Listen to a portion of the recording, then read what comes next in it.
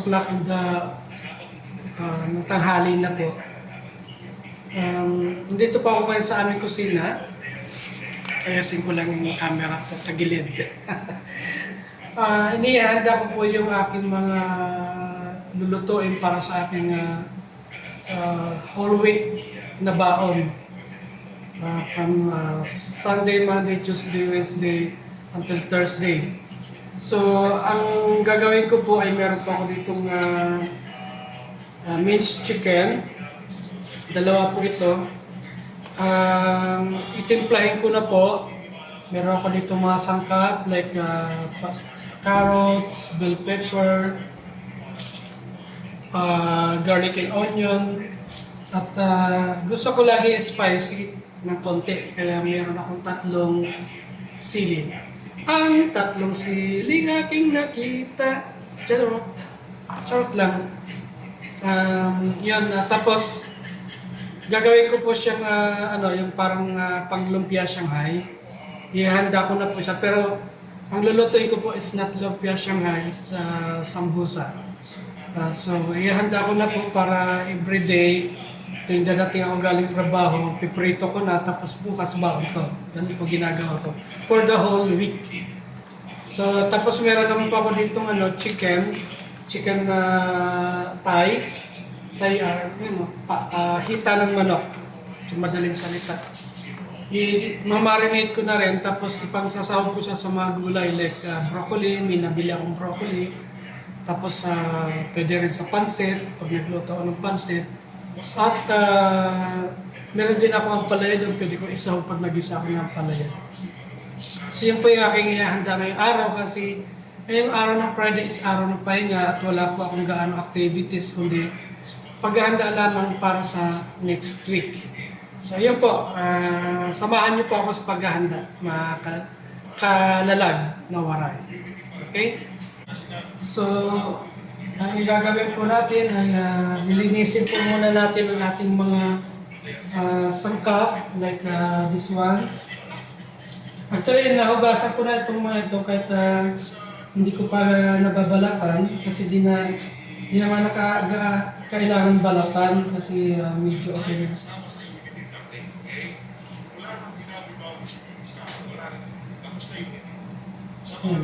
Medyo mataas lang presyo ngayon ng tawag dito this one onion, sibuyas. Kaya ang binibili ko ay pa-isa-isa lang at hinihintay ko yung sale ng ibang tindahan. Doon po ako punta para bumili. Ganun ginagawa ko. So kung saan may sale, doon lang ako pupunta para bumili. Ito yung carrots, tatalupan na po natin.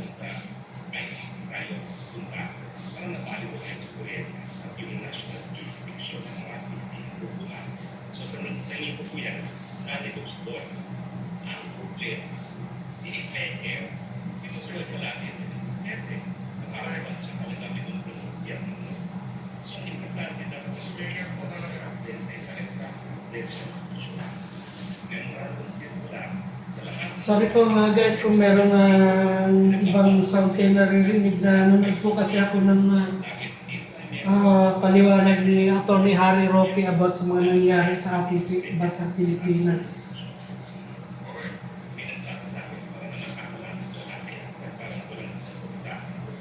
Mas naniniwala ako sa mga sinasabi niya kaysa doon sa mga vloggers na wala namang pinanggagalingan mga content na about political opinion. Mga kabalibalan ng mga pinagsasabi. Kaya mas maganda pa rin makinig sa mga expert kagaya ni Atty. Harry Roque, Atty. Glenn Chong, Atty. Trexe, Angeles. Yun po yung mga pinapanood ko pag about sa mga politics content. Kasi merong sense yung mga pinagsasabi nila kaysa doon sa mga wala namang katuturan.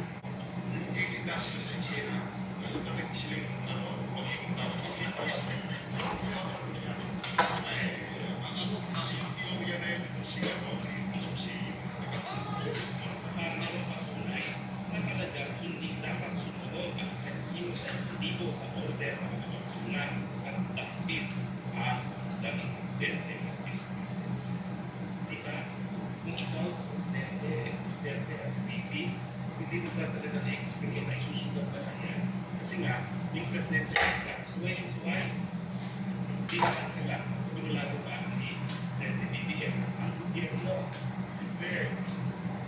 Hindi niya kontrolado. Sports. Kami lang po nagsasabi dito, kami mga political budget po kami dito. Araw-araw po namin. Hindi naman po kami ngayon lang dumating dito sa eksena at nagtatanong dito.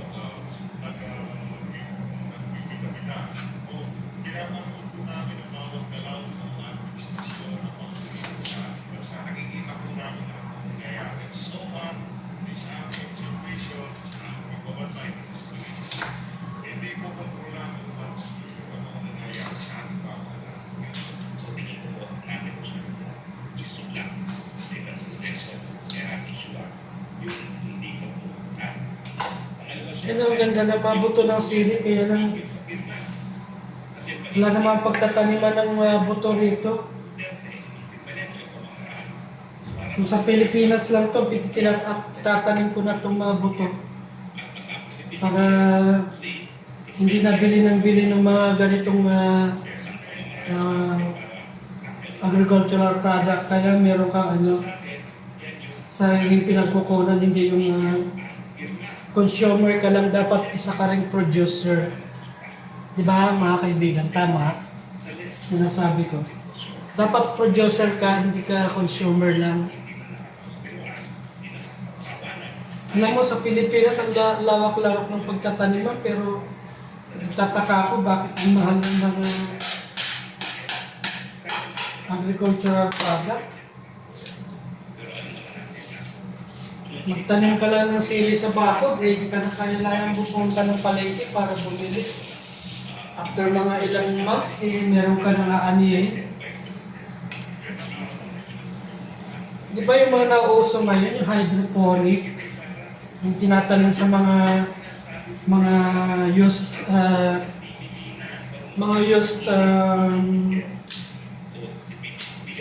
tawag dito, mga used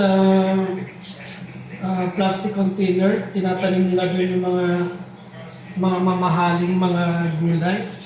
Kaya di na sila bumibili. Ganun naman.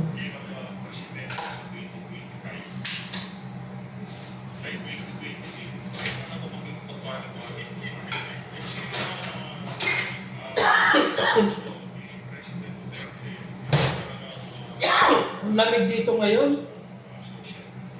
Malakas na yung hangin, malamig pa yung panahon, kaya medyo maginaw, saka nakapanginig. Ang lamig.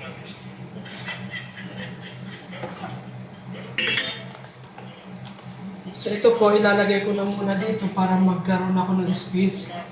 Masyado na kasing occupied yung space ko. Maliit lang yung space namin dito sa kusina.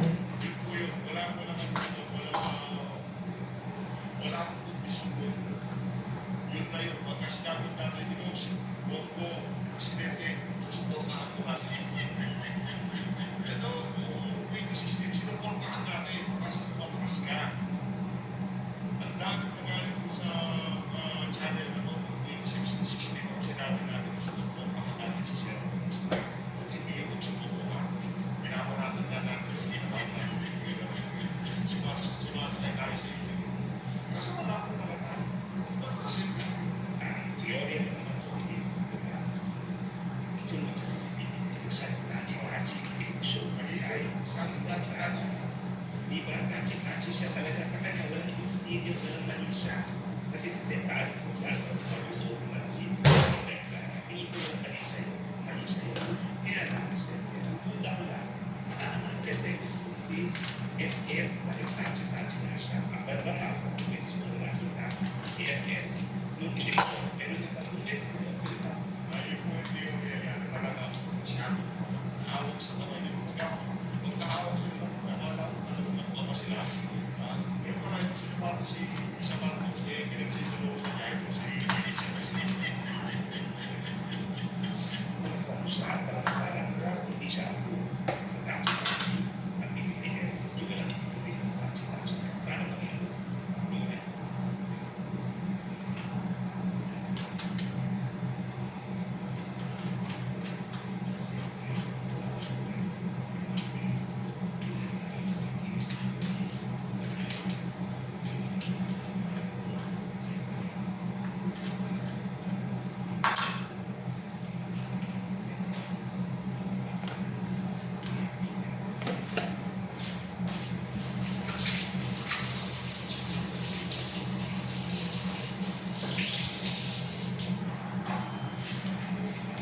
lamig ng tubig. Nakakatamad.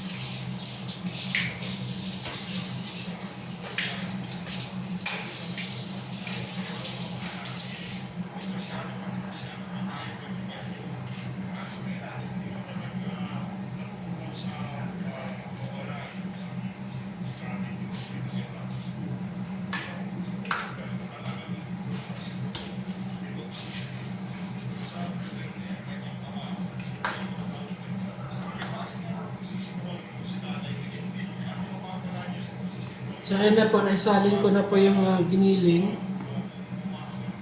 Giniling na manok.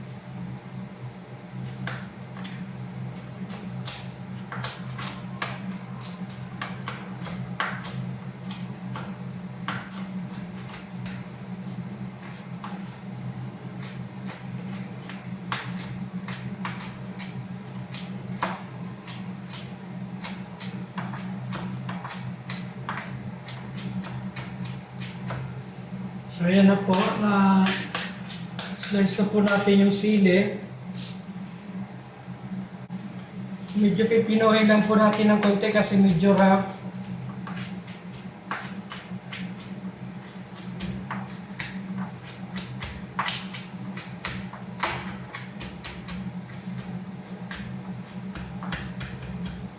Bibili nga uli ako pala ng bagong chopper, kahit yung maliit lang.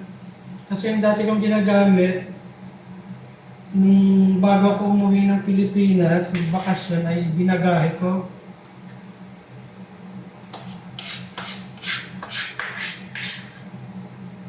So, bili na lang ulit ako ng bago.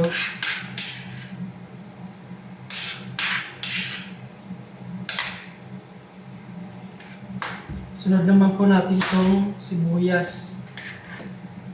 Sibuyas, madali lang i-chop eh. No? Nakakaiyak nga lang kasi pagka nag-chop ka, tsaka naluluwa ka pagka ano. Nakatakot pa naman ngayon handa ng lulutuin kasi sa sobrang lamig, tapos basa yung kamay mo, nagnanamb yung kamay mo. Kaya baka di mo mamalayan na slice na pala ng kutsilyo yung kamay mo. Tapos di mo pa nararamdaman dahil yung kamay mo is nagnanam sa lamig. Kaya mas maganda talaga meron kang chopper. Kasi pagka talop at slice mo lang ng pag-apati mo isang pirasong sibuyas, tapos isalang mo na sa salang muna sa chopper, electric chopper. Iwas ka na sa disgrasya sa kamay. Ito nakakatakot minsan pagka ganitong panahon, nagluluto ka. Yung kamay mo dahil basa, dahil naghuhugas ka ng mga sangkap at saka yung mga gamit mo sa pagluluto, medyo basa yung kamay mo kaya di mo nararamdaman na may sugat ka na kapag hindi ka mag-ingat. Hindi ko na gaanong Pilipino, medyo rough lang ng konti kagaya niya, no? Rough lang siya ng konti. Yan.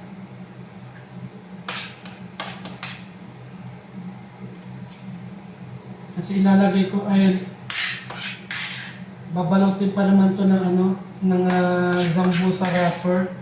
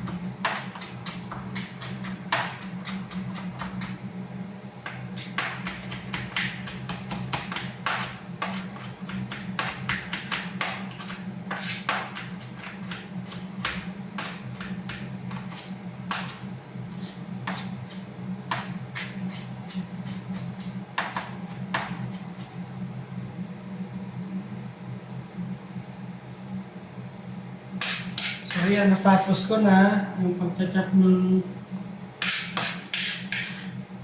sibuyas.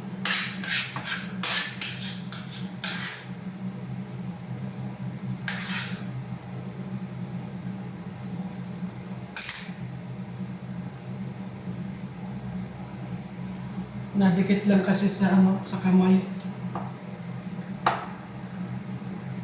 Medyo naluluhaan na ako kasi ang anghang. Sakit sa mata ng sibuyas talaga. Ito naman bell pepper ngayon ang aking slice. Ayan. Bell pepper.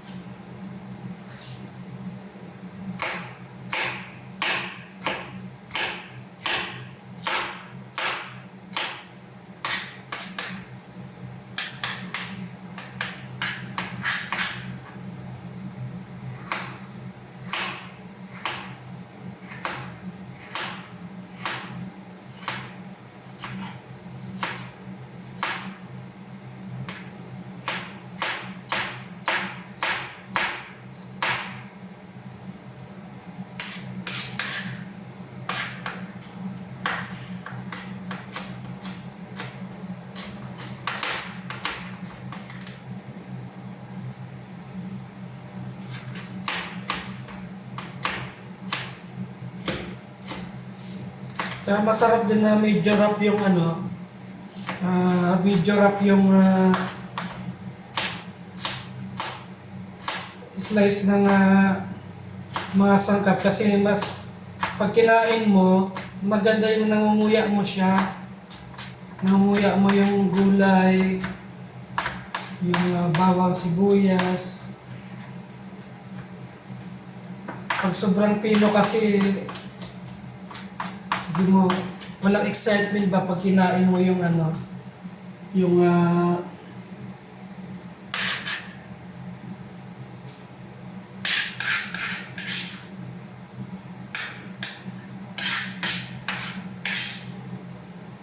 yung niluto mong pagkain.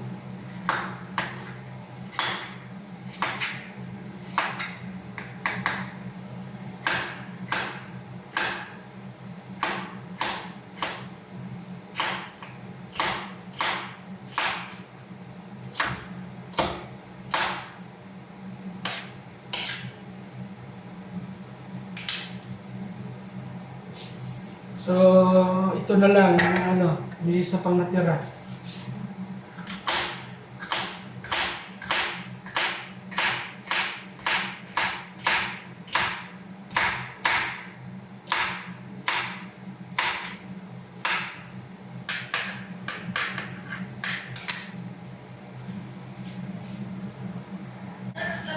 Pagdating naman sa ano, sa carrots guys, ganito ginagawa ko. Gumagamit ako nitong ganito. Pag wala akong electric chopper, ganito ginagawa ko.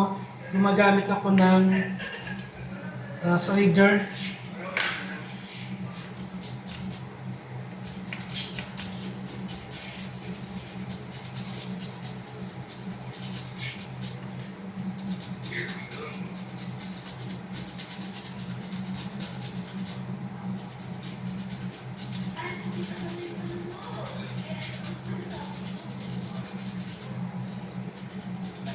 Yan o.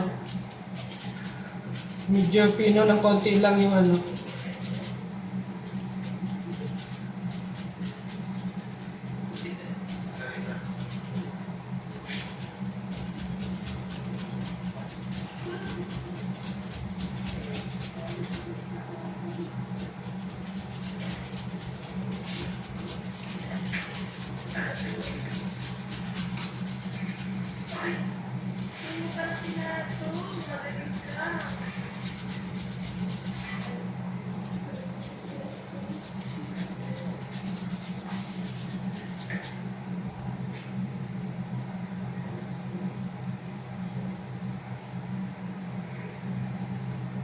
Ngayon pag umalay,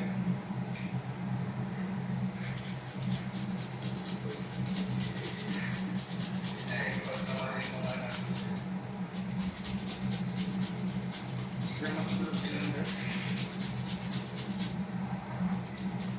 Sir, ang isa ko rin.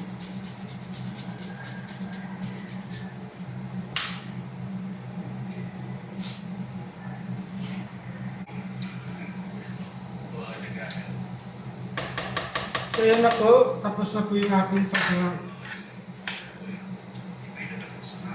pag-grind ng pag-grind ng ano.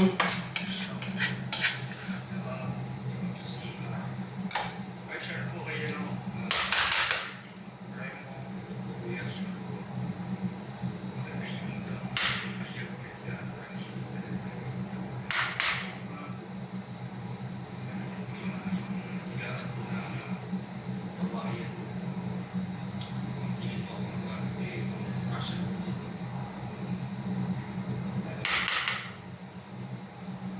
So tapos na po yung bawang naman po sa sunod natin.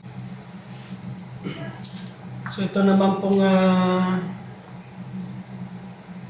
bawang.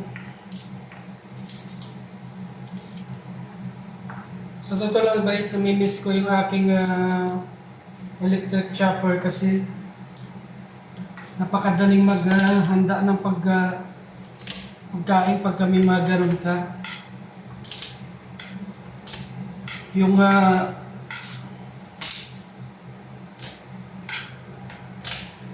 20 minutes mong gugugulin sa pag-slice, pag sa chopper. Pag may chopper ka, mga ano lang siguro. Pinakamatagal na yung 7 minutes. Ang laki ng matitipid mong oras kapag ka meron kang gamit na masabi natin high-tech.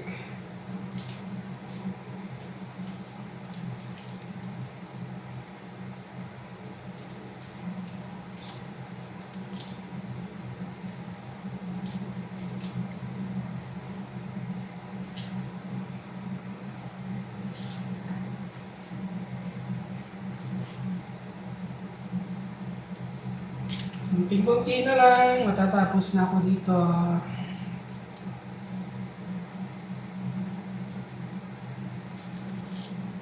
Actually, di pa ako naliligo. Hinihintay kong magtanghali kasi pag tanghali medyo maligam-gam na yung tubig sa grate ko. Galing kasi sa taas yung tangke, nabibilad siya sa araw. Kaya yung tubig medyo maligam-gam ng konti. Hindi kagaya pagka umaga ka maliligo, napakalamig.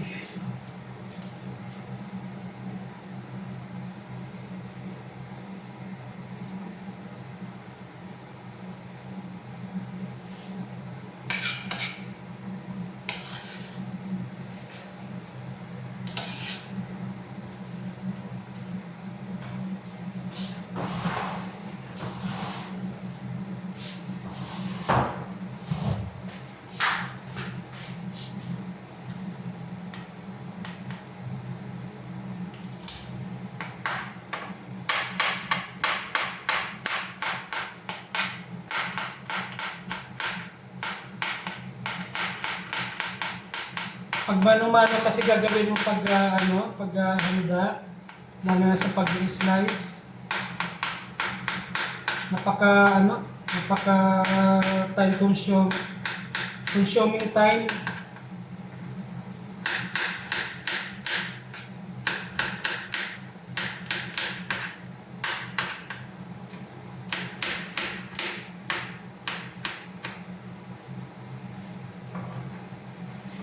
Almost 1 o'clock na pala. Ibig sabihin, nagsimula ako kanina mag-slice ng mga nitong mga sangkap. Almost 1 hour na ako sa ginagawa ko.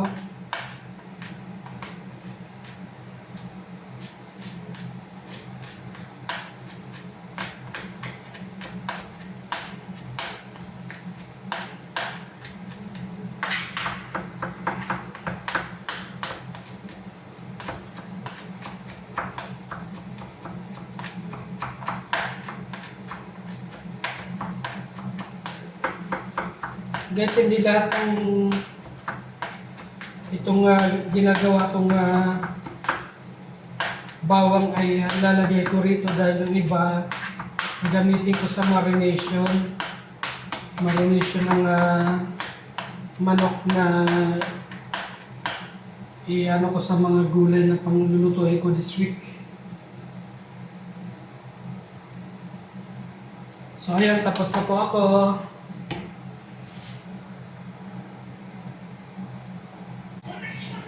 So yan po, titimplahan na po natin.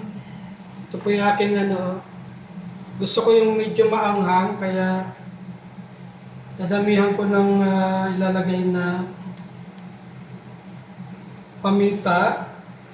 2 kutsaritang paminta yung nilagay ko, guys.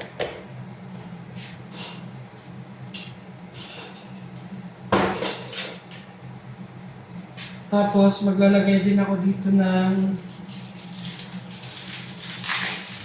Magic Sarap Seasoning.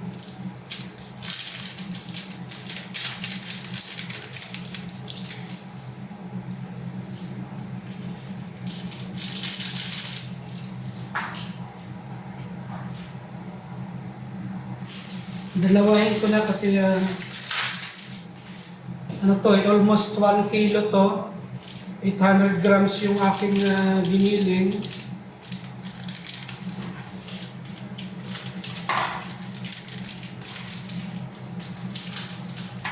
Ithanag grams yung aking giniling na ginamit. Tapos yung aking gulay is almost 1 kilo din, kaya yun. Dinamihan ko na yung seasoning.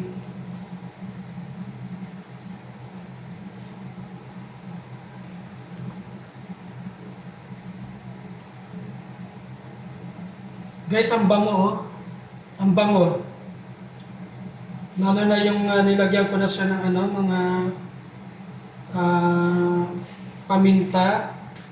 Lalong bumango yung aking meat mixture para sa aking lulutuing sambusa. At the same time, pag nakabili ako ng lumpia wrapper, ngayon kasi walang sale ng lumpia wrapper, mahal kasi dito ng lumpia wrapper. Pag may sale lang, saka lang ako gumagawa ng lumpia. Kasi 20 piraso lang na ganyang kalalaki oh. Halagang 5 real. Medyo mahal yun. Sa atin lang mura ang lumpia wrapper kasi yung half kilo nasa 30 pesos lang eh. Yun yung 20 piraso na ano lang yun, 160 grams lang. Tapos nasa 4 real 50 halala yata ang isa. So ayan guys, so na-mix ko na. So ayan po, done na po tayo sa isa.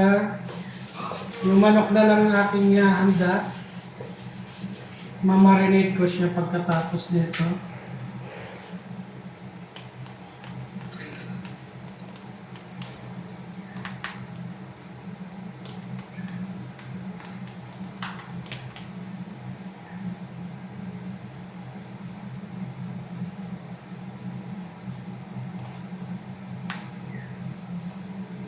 Tapos na yung aking panglumpia guys. Ayan na oh. Lumpia sambusa yan.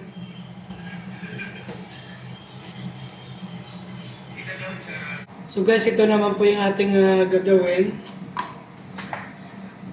Yung chicken na manok.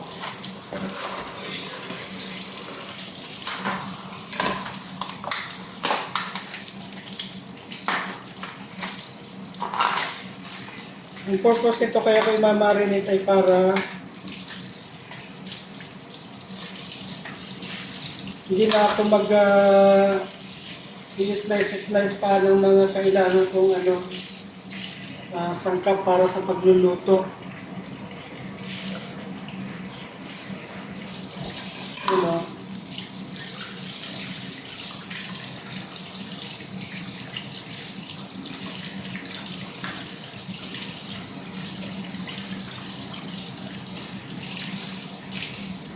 Ayan guys, oh.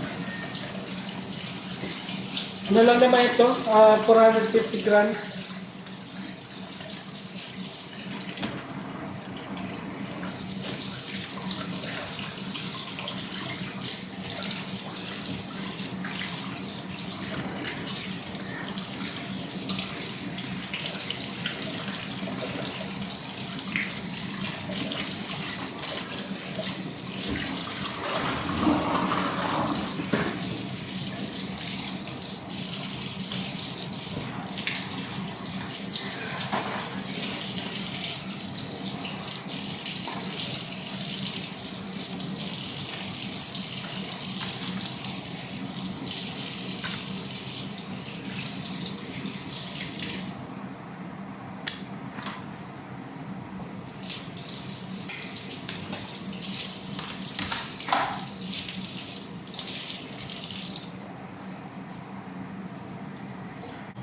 So yan guys, nalinis ko na yung aking manok.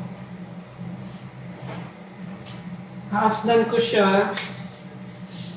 Lalagyan ko siya ng asin, tapos lalamasin ko sa asin. At hugasan ko sa pangalawang pagkakataon. Yan o. Nilamas ko sa asin yung manok. Tapos hugasan ko siya sa pangalawang pagkakataon para matanggal na yung kanyang yung manok kasi 'di ba yung pagka yung balat ni ano parang madulas. Kaya yan, ganun ginagawa ko. So yan guys, dito ko naman po siya ilalagay sa isa kong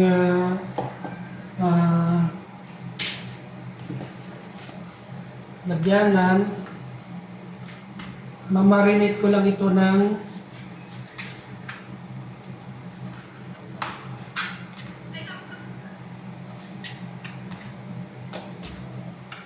ito po ay aking pangsahog-sahog sa gulay, sa broccoli, sa pansit,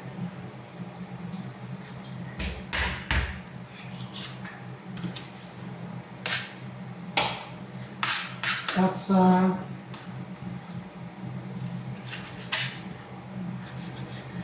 aking lulutuing pakbet. Meron ako dong talong, ampalaya, yung sitaw pang bibili ko. Mura sitaw ngayon, nasa 5 real lang per kilo sa sa Kasar Hypermarket. Mura ngayon ang gulay sa Kasar. Doon ako namimili palagi ng gulay pagka kasi yung presyo ng kanilang gulay ay very reasonable.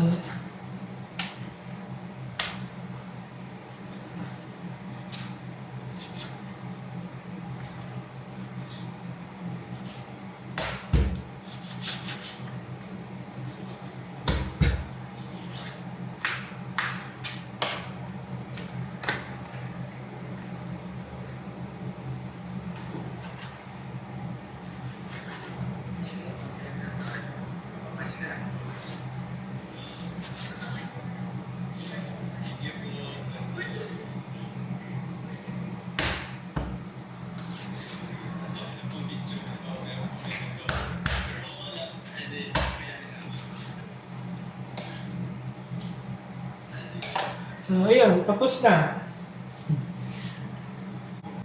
So, yan guys, nalinis ko na. Yung pa ilalagay ko na itong aking natirang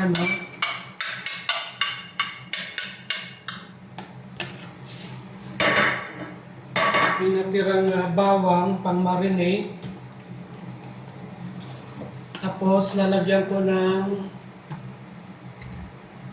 yan, kamayan, suka. Hindi ka kasi makakabili rito ng murang toyo, hindi kasama ang suka. Pag suka lang, ay pag toyo lang, nasa 9 reals. Pero pagka kasama ang suka, 10 reals. Saan ka pa? Nabili mo yung suka dahil sa toyo.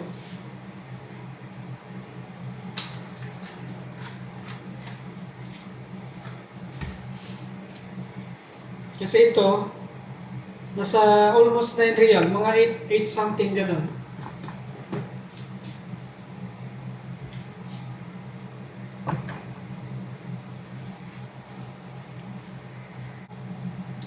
At ngayon, lalagyan naman po natin siya ng ginger powder.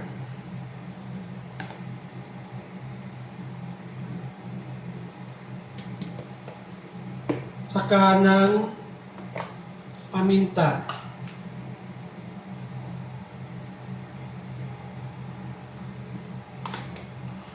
Ibig sabihin, timplado na yung aking pangsahog sa gulay, saka sa pansit. Kaya pag ginisa ko to, kasama ng gulay, timplado na siya. Ang titimplahan ko na lang yung sabaw sa pansit, na para maluto yung pansit. Pag nagluto ako ng pansit. Saka yung konting oyster sauce na lang sa gulay, kasi yung oyster sauce namang ginagamit kong pampalasa sa sa aking nilulutong gulay. So ayan, timplado na po. Ready for marination na po yan. For stock pala, sorry. So, yan po guys. Tapos na ako sa paghahanda ng aking mga lutuin para sa sunod na this coming weekdays, ang baon ko sa office araw-araw. Ting hapon lang kasi ako nagluluto, tapos minsan isang lutuan, 2 araw kong ulam. Ganun ginagawa ko. Tipid na sa oras, tipid pa sa gastos. So yun po. Bye guys. Tapos na po ako. Maraming salamat. So yun po. Tapos na po ako sa aking paghahanda. Ito na, lalagay ko lang sa refrigerator. Maraming salamat sa pagsama nyo sa akin sa paghahanda ko ng aking lulutuin sa weekdays. Salamat!